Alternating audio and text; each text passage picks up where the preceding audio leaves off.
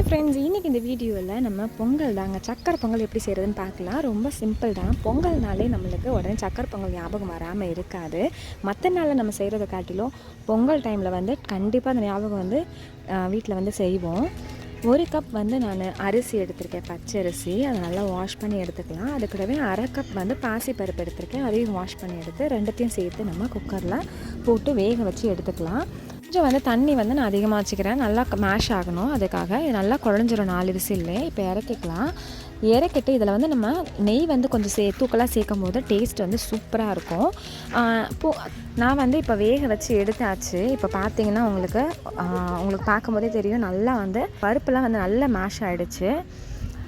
இப்போ வந்து இதில் ஸ்வீட்டுக்கு வந்து வெல்லம் ஆட் பண்ணிக்கலாம். வெள்ளைப்பாகு வந்து நான் ஃபில்ட்ரு பண்ணி எடுத்து வச்சுருக்கேன். நம்மளுக்கு எவ்வளோ இனிப்பு வேணுமோ அதுக்கேற்றாப்புல வெள்ளைப்பாகு ஆட் பண்ணிக்கலாம். ஜஸ்ட் கரைஞ்சா போதும். இது தனியாக பாகுபதம் அப்படிலாம் இல்லை, வெல்லம் கரைஞ்சா போதும். இப்போ அதை வந்து இதில் ஆட் பண்ணிக்கலாம். ஆட் பண்ணிவிட்டு நல்லா மிக்ஸ் பண்ணி விட்டுக்கலாம். வெள்ளைப்பாகு நம்ம ஊற்றும் போது கருப்பட்டி இருந்தால் கூட அதுலேயும் நம்ம செய்யலாம், அதுவும் டேஸ்ட்டு சூப்பராக இருக்கும். கருப்பட்டியும் அதே மாதிரி நம்ம கரைச்சி ஃபில்ட்ரு பண்ணி இதில் ஊற்றினோன்னா டேஸ்ட்டு சூப்பராக இருக்கும். அது ரொம்ப ட்ரெடிஷ்னலாக இருக்கும். அது வந்து ரொம்ப டேஸ்ட்டும் சூப்பராக இருக்கும்.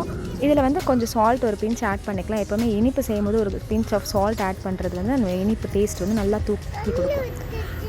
இன்னும் டேஸ்ட் வந்து ரொம்ப நல்லாயிருக்கும். இதில் வந்து ஏலக்காவை வந்து லைட்டாக பொடி பண்ணி போட்டுக்கலாம். இதில் என்ன தான் நம்ம ஏலக்காய் பொடி போட்டாலும் நம்ம ஏலக்காய் இடித்து போடுறத வர டேஸ்ட்டு கண்டிப்பாக அது தனி தாங்க. ஸோ இடித்து ஆட் பண்ணிக்கிறேன். அவ்வளோதான், எல்லாத்தையும் சேர்த்து மிக்ஸ் பண்ணியாச்சு. இப்போ வந்து நம்ம கொஞ்சம் கீ வந்து கொஞ்சம் அதிகமாக ஆட் பண்ணோம்னா டேஸ்ட்டு நல்லாயிருக்கும்.